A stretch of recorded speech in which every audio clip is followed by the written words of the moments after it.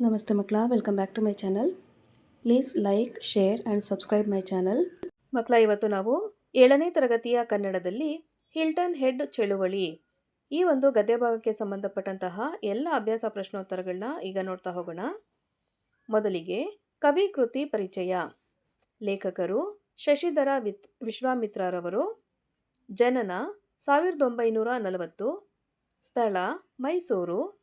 ವೃತ್ತಿ ಕ್ಷಯರೋಗ ಸಂಸ್ಥೆಯಲ್ಲಿ ಸಂಶೋಧಕರು. ಕೃತಿಗಳು ಕಿಲ, ಪದಕುಸಿಯೇ ನೆಲವಿಹುದೆ, ಹಿಂದೂ ಧರ್ಮ, ಸೃಷ್ಟಿಯ ರಂಗವಲ್ಲಿ. ಇವರು ರಚನೆ ಮಾಡುವಂಥ ಆತ್ಮಕಥೆ ಅಂತ ನೋಡೋದಾದರೆ ಸಂಚಿ. ನೆಕ್ಸ್ಟ್ ನೋಡಿ ಮಕ್ಕಳ, ಅಭ್ಯಾಸದಲ್ಲಿರುವಂತಹ ಫಸ್ಟ್ ಹೆಡಿಂಗು, ಕೊಟ್ಟಿರುವ ಪ್ರಶ್ನೆಗಳಿಗೆ ಒಂದು ವಾಕ್ಯದಲ್ಲಿ ಉತ್ತರಿಸಿ. ಪ್ರಶ್ನೆ 1, ಹಿಲ್ಟನ್ ಹೆಡ್ ದ್ವೀಪ ಯಾವ ಸಾಗರದಲ್ಲಿದೆ? ಉತ್ತರ, ಹಿಲ್ಟನ್ ಹೆಡ್ ದ್ವೀಪ ಅಟ್ಲಾಂಟಿಕ್ ಸಾಗರದಲ್ಲಿದೆ. ಪ್ರಶ್ನೆ 2, ಅಮೆರಿಕದಲ್ಲಿ ವಾಸವಾಗಿದ್ದ ಮೂಲ ನಿವಾಸಿಗಳನ್ನು ಏನೆನ್ನುತ್ತಾರೆ? ಉತ್ತರ, ಅಮೆರಿಕದಲ್ಲಿ ವಾಸವಾಗಿದ್ದ ಮೂಲ ನಿವಾಸಿಗಳನ್ನು ಅಮೆರಿಂಡಿಯನ್ನರು ಎಂದು ಕರೆಯುತ್ತಾರೆ. ಪ್ರಶ್ನೆ 3, ಹಿಲ್ಟನ್ ಹೆಡ್ನಲ್ಲಿ ಬಂದಿಳಿಯುವ ಶ್ರೀಮಂತರ ಉಡುಗೆ ತೊಡುಗೆ ಹೇಗಿತ್ತು? ಉತ್ತರ, ಹಿಲ್ಟನ್ ಹೆಡ್ನಲ್ಲಿ ಬಂದಿಳಿಯುವ ಶ್ರೀಮಂತರ ಉಡುಗೆ ತೊಡುಗೆ ಬೂಟು, ಚಡ್ಡಿ, T shirt, cooling glass, skull ಕ್ಯಾಪುಗಳನ್ನು ತೊಡುತ್ತಿದ್ದರು. ಪ್ರಶ್ನೆ 4, ಹಿಲ್ಟನ್ ಹೆಡ್ ದ್ವೀಪದಲ್ಲಿ ಏನೇನು ಕ್ರೀಡೆಗಳನ್ನು ಆಯೋಜಿಸಲಾಗುತ್ತಿತ್ತು? ಉತ್ತರ, ಹಿಲ್ಟನ್ ಹೆಡ್ ದ್ವೀಪದಲ್ಲಿ ಗಾಲ್ಫ್ ಆಟವನ್ನು ಆಯೋಜಿಸಲಾಗುತ್ತಿತ್ತು. ಪ್ರಶ್ನೆ 5, ಕಡಲತಡಿಯ ಲೈಟ್ ಹೌಸನ್ನೇರಿದರೆ ಯಾವ ಚಿತ್ರಣವು ಕಾಣಸಿಗುತ್ತದೆ? ಉತ್ತರ, ಕಡಲತಡಿಯ ಲೈಟ್ ಹೌಸನ್ನೇರಿದರೆ ಅಟ್ಲಾಂಟಿಕ್ ಸಾಗರ, ನೌಕೆಗಳು, ಕಡಲ ಕಾಗೆಗಳು, ರೇವನ್, ಮೈನಾಗಳು ಕಾಣಸಿಗುತ್ತವೆ. ಪ್ರಶ್ನೆ 6, ಹಿಲ್ಟನ್ ಹೆಡ್ನಲ್ಲಿರುವ ಸ್ಮಾರಕ ಯಾವುದು? ಉತ್ತರ, ಹಿಲ್ಟನ್ ಹೆಡ್ನಲ್ಲಿರುವ ಸ್ಮಾರಕ ಲಿಬರ್ಟಿ ಓಕ್ ಮರದ ಸ್ಮಾರಕ. ನೆಕ್ಸ್ಟ್ ಹೆಡಿಂಗ್ ನೋಡಿ, ಕೊಟ್ಟಿರುವ ಪ್ರಶ್ನೆಗಳಿಗೆ 2-3 ವಾಕ್ಯಗಳಲ್ಲಿ ಉತ್ತರಿಸಿ. ಪ್ರಶ್ನೆ 1, ಯುರೋಪಿಯನ್ನರು ಬಂದ ಮೇಲೆ ಹಿಲ್ಟನ್ ಹೆಡ್ನಲ್ಲಿ ಏನೇನು ಬದಲಾವಣೆಗಳಾದವು? ಉತ್ತರ, ಯುರೋಪಿಯನ್ನರು ಬಂದ ಮೇಲೆ ಹಿಲ್ಟನ್ ಹೆಡ್ನಲ್ಲಿ ಕಾಡು ಕಡಿದು ನೀಲಿ ಬೆಳೆ ಬೆಳೆಯಲಾರಂಭಿಸಿದರು. ತೋಟ ತೆಗೆದು ರೆಸಾರ್ಟು, ಗಾಲ್ಫ್ ಕೋರ್ಸು, ಕ್ರೀಡಾ ಮೈದಾನ, ಬೋಟಿಂಗ್ ಈ ಎಲ್ಲ ಬದಲಾವಣೆಗಳಾದವು.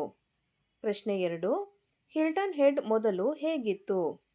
ಉತ್ತರ, ಹಿಲ್ಟನ್ ಹೆಡ್ ಮೊದಲು ಸುಂದರ ದ್ವೀಪವಾಗಿತ್ತು. ಕಾಡೇ ನಾಡಿಗೆ ಸಾರ್ವಭೌಮವಾಗಿತ್ತು. ಪ್ರಶ್ನೆ 3, ಹಿಲ್ಟನ್ ಹೆಡ್ನ ಸ್ಮಾರಕ ಮರದ ಬಗ್ಗೆ ವಿವರಿಸಿರಿ. ಉತ್ತರ, ಹಿಲ್ಟನ್ ಹೆಡ್ನ ಸ್ಮಾರಕದ ಮರದ ಅಡಿಯಲ್ಲಿ ದಪ್ಪ ಗೊಬ್ಬರ, ಯಾರೂ ಕಾಲಿಡದಂತೆ ಕಟಕಟೆ ಕಟ್ಟಿದ್ದರು. ಪರಿಸರ ರಕ್ಷಣೆಗಾಗಿ ಈ ಮರದಡಿ ಜನ ಸೇರಿದ್ದರು. ಈ ಮರದಡಿಯಲ್ಲಿ ಎಷ್ಟೋ ವಿವಾಹಗಳಾಗಿವೆ. ಪ್ರಶ್ನೆ 4, ಹಿಲ್ಟನ್ ಹೆಡ್ ದ್ವೀಪದಲ್ಲಿ ಏನೇನು ಕಟ್ಟಡಗಳು ನಿರ್ಮಾಣಗೊಂಡವು? ಉತ್ತರ, ಹಿಲ್ಟನ್ ಹೆಡ್ ದ್ವೀಪದಲ್ಲಿ ಸೀ ಬೀಚ್ ಹೋಟೆಲ್ಗಳು, ಸ್ಟೇ ಹೋಮ್ಗಳು, ಗಾಲ್ಫ್ ಕೋರ್ಸುಗಳು, ಹೋಟೆಲುಗಳು ನಿರ್ಮಾಣಗೊಂಡವು. ಪ್ರಶ್ನೆ 5, ಹಿಲ್ಟನ್ ಹೆಡ್ನಲ್ಲಿ ಪರಿಸರ ಹೋರಾಟ ಹೇಗೆ ಪ್ರಾರಂಭವಾಯಿತು? ಉತ್ತರ, ಹಿಲ್ಟನ್ ಹೆಡ್ನಲ್ಲಿ ಪರಿಸರ ಹೋರಾಟ 50ರ ದಶಕದಲ್ಲಿ ಪರಿಸರ ರಕ್ಷಣೆಗೆ ಜನ ಒಗ್ಗೂಡಿ ಪಣ ತೊಟ್ಟರು. ಈ ಮರವನ್ನು ಕಂಡ ಜನ ತಮ್ಮ ಊರಲ್ಲಿ ಪರಿಸರ ರಕ್ಷಣೆ ಚುರುಕುಗೊಳಿಸಿದರು. ನೆಕ್ಸ್ಟ್ ಹೆಡಿಂಗ್ ನೋಡಿ ಮಕ್ಕಳ, ಬಿಟ್ಟ ಸ್ಥಳ ತುಂಬಿರಿ. ಮೊದಲನೇ ಬಿಟ್ಟ ಸ್ಥಳ, ಯುರೋಪಿಯನ್ನರ ಆಗಮನವಾದ ಮೇಲೆ ಅಮೆರಿಂಡಿಯನ್ನರ ಸಮುದಾಯವು ಡ್ಯಾಶ್ ಆಯಿತು. ಉತ್ತರ, ಧೂಳೀಪಟ.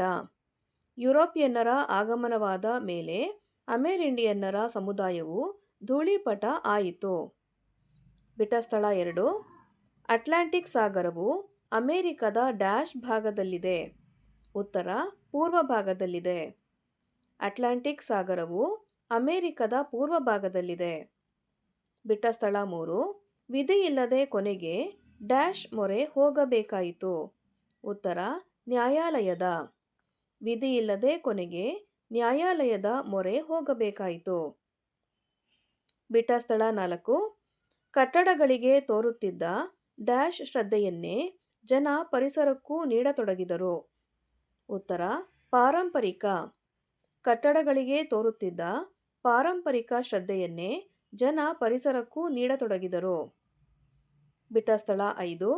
ದ್ವೀಪದ ಸೌಂದರ್ಯವನ್ನು ಹೆಚ್ಚಿಸಿಕೊಳ್ಳಲು ಮೊದಲು ಎಲ್ಲರೂ ಸೇರಿ ಡ್ಯಾಶ್ ನಡೆಸಿದರು. ಉತ್ತರ ಮಂತ್ರಾವೋಚನ.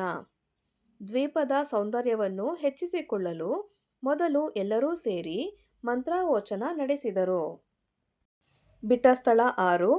ಹೋರಾಟ ಮುಂದುವರಿದ ಬಳಿಕ ಹಿಲ್ಟನ್ ಹೆಡ್ ಡ್ಯಾಶ್ ಕಂಗೊಳಿಸತೊಡಗಿತು. ಉತ್ತರ ನಂದನವನದಂತೆ. ಹೋರಾಟ ಮುಂದುವರಿದ ಬಳಿಕ ಹಿಲ್ಟನ್ ಹೆಡ್ ನಂದನವನದಂತೆ ಕಂಗೊಳಿಸತೊಡಗಿತು. ನೆಕ್ಸ್ಟ್ ಹೆಡಿಂಗ್ ನೋಡಿ ಮಕ್ಕಳ. ಈ ಕೆಳಗಿನ ಶಬ್ದಗಳಿಗೆ ವಿರುದ್ಧಾರ್ಥಕ ಶಬ್ದಗಳನ್ನು ಬರೆಯಿರಿ. ಮಾದರಿ ಅಂದರೆ ಎಕ್ಸಾಂಪಲ್: ಆಗಮನ, ನಿರ್ಗಮನ. ಲಾಭ, ನಷ್ಟ. ಚುರುಕು, ಮಂದ. ಪುರಾತನ, ಆಧುನಿಕ. ಪ್ರಸಿದ್ಧ, ಅಪ್ರಸಿದ್ಧ. ಸಾಧಾರಣ, ಅಸಾಧಾರಣ. ನೆಕ್ಸ್ಟ್ ಹೆಡಿಂಗ್ ನೋಡಿ. ಈ ಕೆಳಗಿನ ಪದಗಳನ್ನು ಬಳಸಿಕೊಂಡು ವಾಕ್ಯಗಳನ್ನು ರಚಿಸಿರಿ. ಮೊದಲಿಗೆ ಭರಾಟೆ. ಆಧುನಿಕ ಜೀವನದಲ್ಲಿ ಮೊಬೈಲದೇ ಭರಾಟೆಯಾಗಿದೆ. ಎರಡನೇದಾಗಿ ಸುಧಾರಣೆ.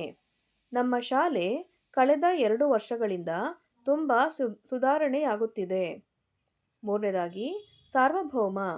ಭಾರತ ದೇಶವು ಸಾರ್ವಭೌಮ ರಾಷ್ಟ್ರವಾಗಿದೆ. ನಾಲ್ಕನೇದಾಗಿ ದೌಲತ್ತು.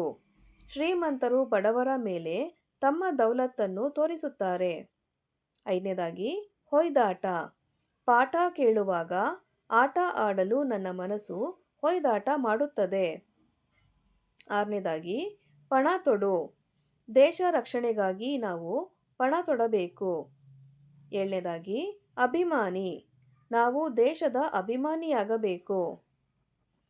ನೆಕ್ಸ್ಟ್ ಹೆಡಿಂಗ್ ನೋಡಿ. ಮುಂದೆ ನೀಡಿರುವ ವಾಕ್ಯಗಳಲ್ಲಿ ಖಾಲಿ ಬಿಟ್ಟಿರುವ ಸ್ಥಳದಲ್ಲಿ ಆವರಣದಲ್ಲಿ ನೀಡಿರುವ ಪದಗಳ ಬಹುವಚನ ರೂಪವನ್ನು ಬರೆಯಿರಿ. ಮೊದಲನೇದಾಗಿ ನಮ್ಮ ಮನೆಯಲ್ಲಿ 8 ಡ್ಯಾಶ್ ಇದೆ ಅಂದರೆ ದನ ಇದೆ ಅಂತ ಕೊಟ್ಟಿದ್ದಾರೆ. ಅದನ್ನು ನಾವು ದನಗಳು ಇವೆ ಅಂತ ಮಾಡಬೇಕು ಮಕ್ಕಳ. ಬ್ರಾಕೆಟಲ್ಲಿ ಕೊಟ್ಟಿದ್ದಾರಲ್ವಾ, ಅದನ್ನು ಬಹುವಚನ ರೂಪಕ್ಕೆ ಕನ್ವರ್ಟ್ ಮಾಡಬೇಕು ನಾವು. ಓಕೆನಾ? ನಮ್ಮ ಮನೆಯಲ್ಲಿ 8 ದನಗಳು ಇವೆ. ಎರಡನೇದಾಗಿ ನಮ್ಮ ತರಗತಿಯಲ್ಲಿ 60 ಹುಡುಗ ಇದ್ದಾನೆ. ಇದನ್ನು ಬಹುವಚನ ರೂಪಕ್ಕೆ ಕನ್ವರ್ಟ್ ಮಾಡಿದಾಗ ಹುಡುಗರು ಇದ್ದಾರೆ. ನಮ್ಮ ಶಾಲೆಯಲ್ಲಿ 60 ಹುಡುಗರು ಇದ್ದಾರೆ. ಮೂರನೇದಾಗಿ 6ನೇ ತರಗತಿಯಲ್ಲಿ 20 ಹುಡುಗಿ ಇದ್ದಾಳೆ. ಬಹುವಚನ ರೂಪ ಅಂತ ಹೇಳಿದ್ರೆ ಹುಡುಗಿಯರು ಇದ್ದಾರೆ. 6ನೇ ತರಗತಿಯಲ್ಲಿ 20 ಹುಡುಗಿಯರು ಇದ್ದಾರೆ. ನೆಕ್ಸ್ಟ್ ಹೆಡಿಂಗ್ ನೋಡಿ. ಏಕವಚನ ಬಹುವಚನ ರೂಪಕ್ಕೆ ಬದಲಾವಣೆ ಮಾಡಿ ಬರಿಬೇಕಾಗತ್ತೆ. ಜಿಲ್ಲೆ, ಜಿಲ್ಲೆಗಳು. ಹಕ್ಕಿ, ಹಕ್ಕಿಗಳು. ಊರು, ಊರುಗಳು. ನದಿ, ನದಿಗಳು. ಕೊಠಡಿ, ಕೊಠಡಿಗಳು. ಬೆಟ್ಟ, ಬೆಟ್ಟಗಳು. ನಾಯಿ, ನಾಯಿಗಳು. ಗುಡ್ಡ, ಗುಡ್ಡಗಳು. ನೆಕ್ಸ್ಟು ಸಹ ಅದೇ ರೀತಿಯಾಗಿ ಏಕವಚನದಿಂದ ಬಹುವಚನಕ್ಕೆ ಬದಲಾವಣೆ ಮಾಡಬೇಕಾಗತ್ತೆ ಮಕ್ಕಳ. ಅಣ್ಣ, ಅಣ್ಣಂದಿರು ಅಲ್ವಾ. ಚಿಕ್ಕಮ್ಮ, ಚಿಕ್ಕಮ್ಮಂದಿರು. ದೊಡ್ಡಮ್ಮ, ದೊಡ್ಡಮ್ಮಂದಿರು. ಅತ್ತೆ, ಅತ್ತೆಯಂದಿರು. ತಮ್ಮ, ತಮ್ಮಂದಿರು. ಭಾವ, ಭಾವಂದಿರು. ಅರ್ಥ ಆಯ್ತಲ್ವಾ ಮಕ್ಕಳ? ಇಲ್ಲಿಗೆ 7ನೇ ತರಗತಿಯ ಕನ್ನಡದಲ್ಲಿ ಹಿಲ್ಟನ್ ಹೆಡ್ ಚಳುವಳಿ ಈ ಒಂದು ಗದ್ಯಭಾಗಕ್ಕೆ ಸಂಬಂಧಪಟ್ಟಂತಹ ಎಲ್ಲ ಅಭ್ಯಾಸ ಪ್ರಶ್ನೋತ್ತರಗಳು ಮುಕ್ತಾಯಗೊಂಡಿವೆ. ಈ ಒಂದು ವಿಡಿಯೋ ಇಷ್ಟ ಆದಲ್ಲಿ ದಯವಿಟ್ಟು ನಮ್ಮ ಚಾನಲ್ನ ಲೈಕ್ ಮಾಡಿ, ಶೇರ್ ಮಾಡಿ, ಸಬ್ಸ್ಕ್ರೈಬ್ ಮಾಡಿಕೊಂಡು ನಾವು ಹಾಕುವಂಥ ಎಲ್ಲ ವಿಡಿಯೋನ ನೋಡ್ತಾ ನಮ್ಮನ್ನು ಎನ್ಕರೇಜ್ ಮಾಡ್ತಾ ಹೋಗಿ ಮಕ್ಕಳ. Thank you for watching. Bye bye.